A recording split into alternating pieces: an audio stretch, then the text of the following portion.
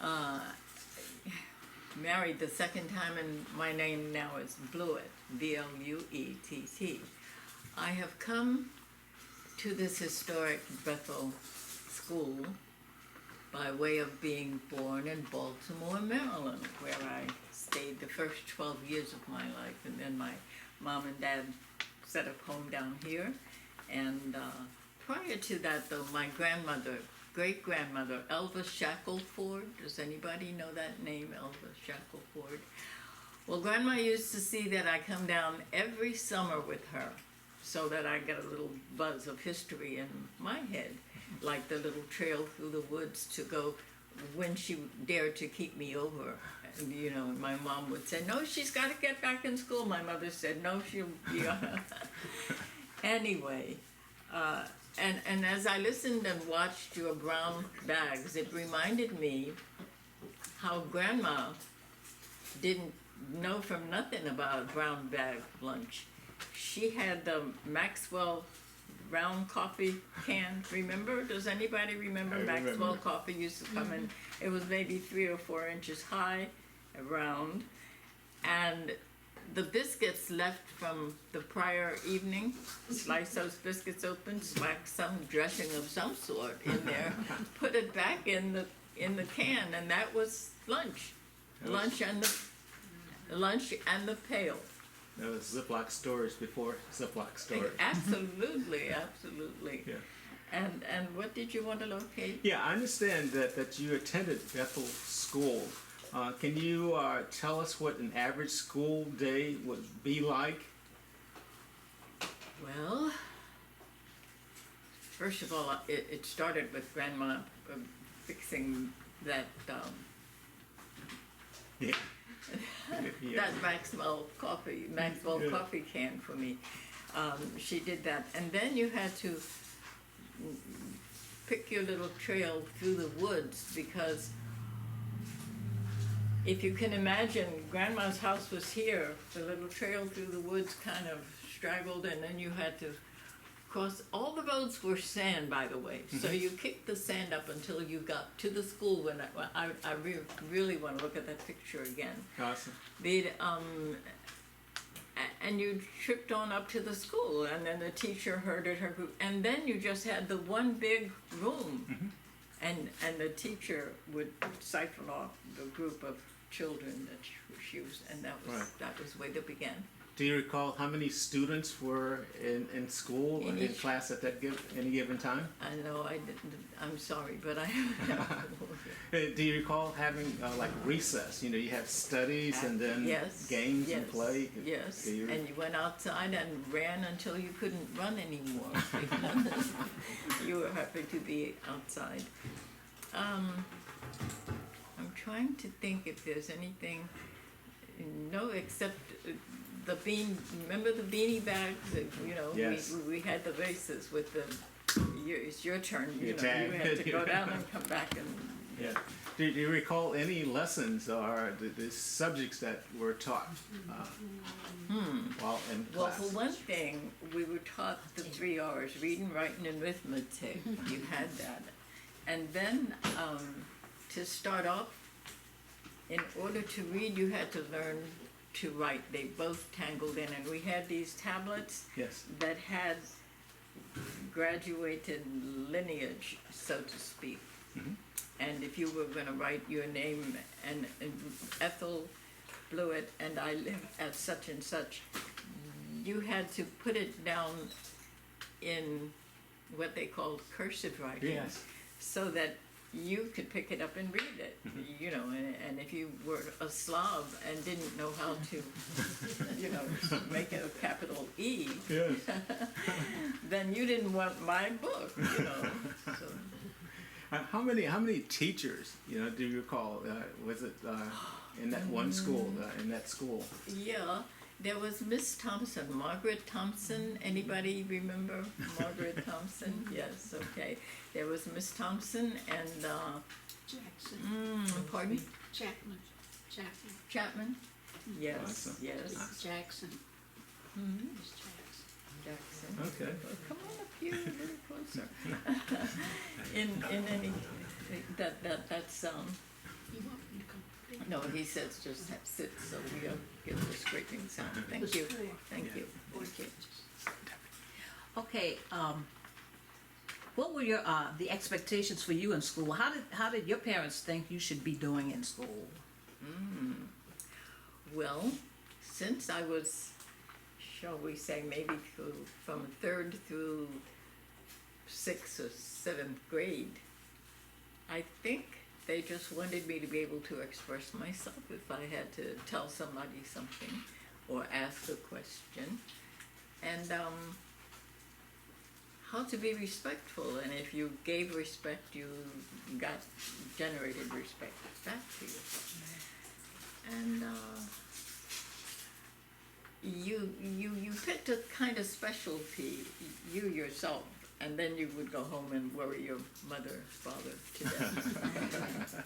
But my favorite thing was drama, and if I wanted something dramatized, I had to go home. Now, Mom, you met the cake and you've got it. So we're at school plays? Pardon? Yes. Okay. And Awesome. what can you tell me what the classrooms look like? What was it like in the classroom? Just sort of like this, just a big wide open space. However, it was divided into maybe 1st, 2nd, 3rd, 4th, 5th, 6th, and each instructor was capable, had proved herself capable of handling these. Okay. And what do you remember on the outside of the school? What kinds of things? I know you all had recess and you played whatever you could, but what do you remember about what was outside the school? Did y'all have any kind of playground or? Like I said, we got out there and ran ourselves to death. We made our own games. Yeah. We had some games. Hopscotch. Okay. And did you? I know you all didn't have. I should not assume. Did you all have indoor bathrooms? No, and if you had an accident, Miss Thompson sent you to the cloakroom, and you know what happened in there, and you had to make yourself right. Oh, okay. Okay. Hang them up to dry them in front of the. Does anybody there remember having to go to the cloakroom to dry your underwear if you had a mistake? No. Okay. I don't remember that. However, Miss Aurelia Lockley, who lived near the school, used to take the children over and clean them up and do whatever needed to be done and send them back to the school. Or if they were healed, they would stay there until time to go home. Good. You said earlier that you came down at a young age from Baltimore. Do you recall or do you remember if your parents attended school in Baltimore, or if anyone? My parents were born and educated here in Gloucester, I believe, because my dad went to the Capahosset Academy, Okay. and Mom and I hung in there and graduated from Gloucester Training School and Gloucester High School. So, One more question. You said you walked to school. Did you ever take the bus, or you always lived so close that you could walk? Well, it's curious. My grandmother, Elva Shackleford, you're gonna hear that name a lot and read it a lot if I have anything to do with it, because she was behind every move I made, every thought, it seemed. And she had a brother, Willie B. Booth, who lived, he and his family were down in the help me, the area, what was it area down in there? Purton or? Purton, down in, somewhere around in there. It'll come to me when I'm not looking for it. Starvation. Pardon? Starvation. Well, it was a little after Salvation, but I know where you mean, that was in the general area. Pine Road. Pine, yes, and that was closer, that's closer to where my mind is going, because this Willie B. Booth, who was her brother, Elvis' brother, we called him Uncle Willie. And what did you want to know about him to start with? I was asking about how you got to school. You said you Oh, walked. yes, because there was, well, we walked through the woods when Elva was only a trail across, okay. But if Grandma would go anywhere. I think she had a lot of Indian in her. And she would go I believe the trees were marked. She would go anywhere and go in the daylight and come back in the night. Oh, it was horrible to me. But she would go down into crossing on one log across the swamp or whatever, the little spring, to get to Uncle Willie B's, who was her brother. And if she made extra biscuits and wanted him to have some, we were going to go that trail to go some. So there was a school principal as well as a bus driver named, what was his name? In any case, that is how I got to school from there. We had to ride that bus, and then we gathered under a tree very near Bethel School. We Okay. all get on that board and they would take Okay. us. You said that Mr. Shackelford was instrumental in your education. Do you recall others being adamant or petitioning the school for improvement of Bethel or other schools who were advocates for black education at that time? Well, it wasn't a thing for the youngsters to be as open and as verbal and so forth, but my grandmother did. She would put on her walking shoes and cut through those woods and go to her meeting and whatever. What was her name? Elva was the first name, E-L-V-A. Shackelford, Okay. and S-H-A-K-E-L, I believe, F-O-R-D. A lot of those still in Gloucester. And she was an advocate. Did she negotiate with maybe the white authorities at the time, or she was just a I voice? don't know, because there was a lot of bartering. Grandma did laundry and would deliver it to the person for whom she did it, and come home laden with potatoes and onions maybe, and Yeah. and that was kind of the way we lived. Having lived in Gloucester and moved in Baltimore and moved to Gloucester, could you compare educations maybe in the city as opposed to here? Yes, because I had been fortunate enough to have been placed with 13 students from the Baltimore elementary and sub-elementary school. And the 13 of us were to trip along in the 7th grade. Things were A's and B's then, 7A, 7B. We would go along until we could get A and B together. And finally, the 13 of us would be admitted to Morgan State College to, pick up where we left off and so forth. Awesome. Okay. We talked about T.C. Walker earlier. Did you know T.C. Walker? And Very well, and his daughters. I slept in their home many a time up at Gloucester Courthouse. can you tell us something about them, how they were? He was just a very happy man, it seemed, along the way, and then he had this daughter who was a teacher who came to the school and taught us a dance called the Shottas. It was you made a big circle, and that too will come to me when I'm not looking. You're looking at somebody now who's happy to be a member of the Gloucester community and to see that the schools have come so far. And I'm looking at 90 years old very soon. Oh my God. So this is why things are not settling in this old brain as No, quickly. let me share that we're honored to be sitting before you, Yes. and your memory is excellent. Oh. We thank you for sharing on today. Do you remember anything about how it used to be between the white community and the black community as far as schools went, or anything about how things went? I don't remember there being such a distinct emphasis on, hey, you're a white and you get over there, and you're black and you get over there. I remember somebody named Margaret,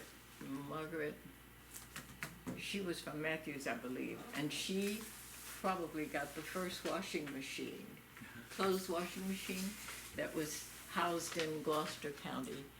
And she would bring her soiled clothes down, and she's teaching us how to use the washing machine and getting her washing done at the same time. Can't that neat?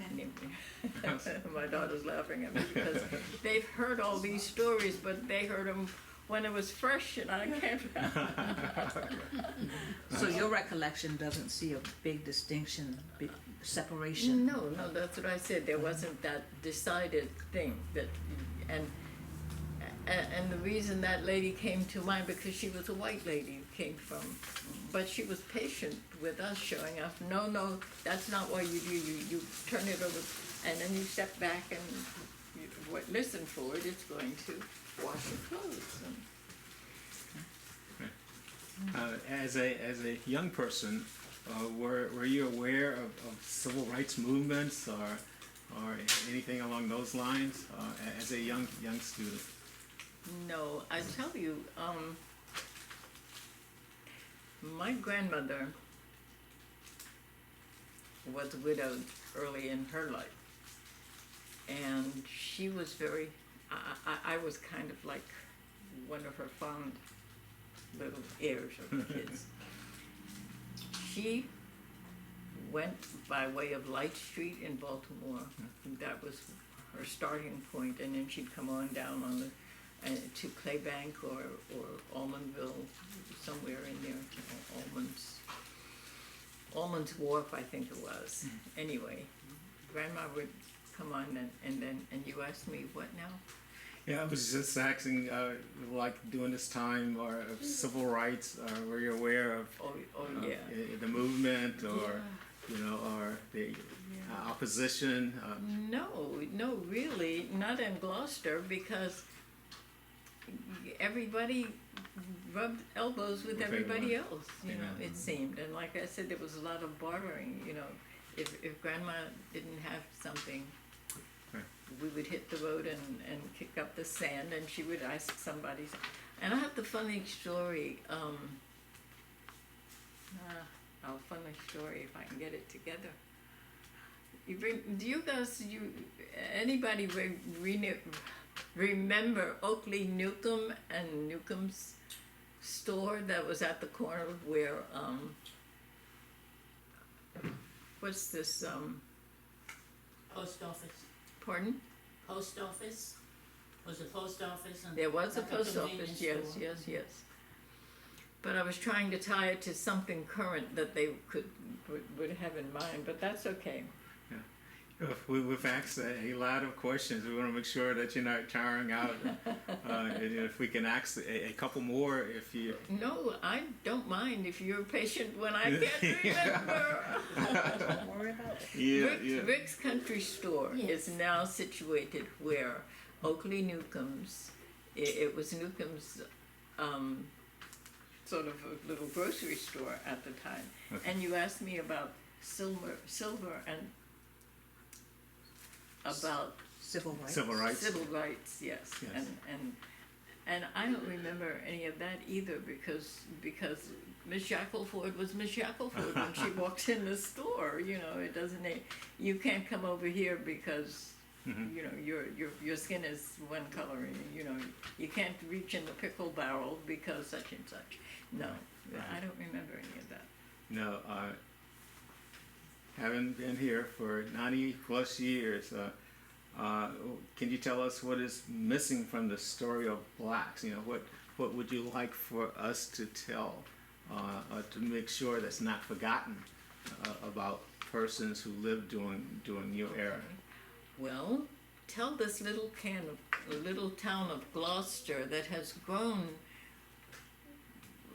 just by leaps and bounds since I have lived away. I lived away from here for 13 years and came back because my mom and dad were starting to get old and feeble, and I didn't want them to be without me so much. So I came, and by this time I was married and had 3 darling little daughters, and I'm living on the West Coast But I managed to we came home. I've driven coast to coast 15 times Wow. trying to get from my home in California, Los Angeles, until Gloucester County, Virginia, so I could meet my mom and dad.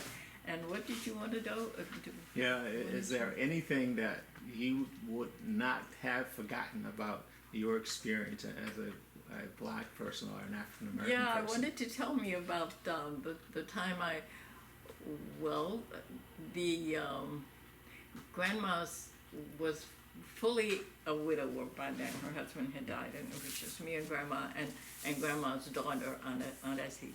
So we lived down beyond the church. There, and you go around the bend, and that was kind of where we got. And there was a gentleman whose name will come to me in a while, but we had walked up to the post office to pick up the mail. There was no mailboxes at the end of it. You had to go to the post office to get it. And we had walked there to get the mail and turn around and walk back. And he went the woods that way, and I went the woods that way. And he had bought pork chops, and I had a loaf of bread. And Lord knows, Aunt Essie and I hadn't had any meat in a long time, so I thought, if I get a hold of those pork chops. So we're trundling along, and I can't, his name still hasn't hit me. Yeah.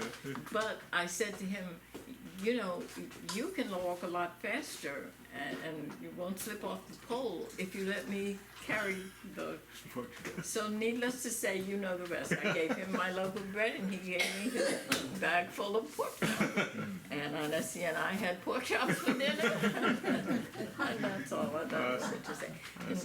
And so that's kind of the way people... And he didn't want to shoot me. The next time he saw me, he called me a name, but he didn't want to shoot me. Is there anything else you want to tell us before we end your interview, Miss Bluett? Except it's just that things seem happier now here in the roundabout, you know, in Gloucester and other places. What do you think? Don't you think? It is. And I can't leave your island. We had a pier down at the beach, and when we came in there, Mrs. And White, Miss White. Miss Miss White White had a kid. and Aunt Nellie? and Miss Nellie. Miss Nellie, I remember from her lemonade and toast or whatever she had on hand. And so I would say that if we just learn, the pastor here now talks about loving one another, Praise God. and there are many ways to do that. Like for not shooting me after I took his pork chops. You know, nowadays you do that, he's going to find you and and get his pork chops one way or another. Awesome. And I would just say that if we learn to care for, and there was a way when you were, the roads were sand. I keep referring to that because they were. And Reverend Jim Cheney was a lay minister. I don't think he had ever been ordained, but he had a horse wagon and a flatbed. And if he saw you walking on your way, nothing was stopping Grandma and me and going the rest of the way to the post office. We weren't afraid. Now I don't know if I want to do that because somebody I might not get back on with. Yes. Yeah. So I would say learning to love one another, and not being so preemptively afraid. Awesome. Yeah. Just figure, oh, can I give you a lift, or you know. Words well taken. Thank you so much for allowing us to interview you on today.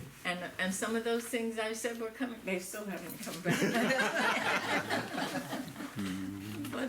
But here I sit, you're looking at 90, so something is going to slip away. Amen. Thank you again. That is awesome. Pause.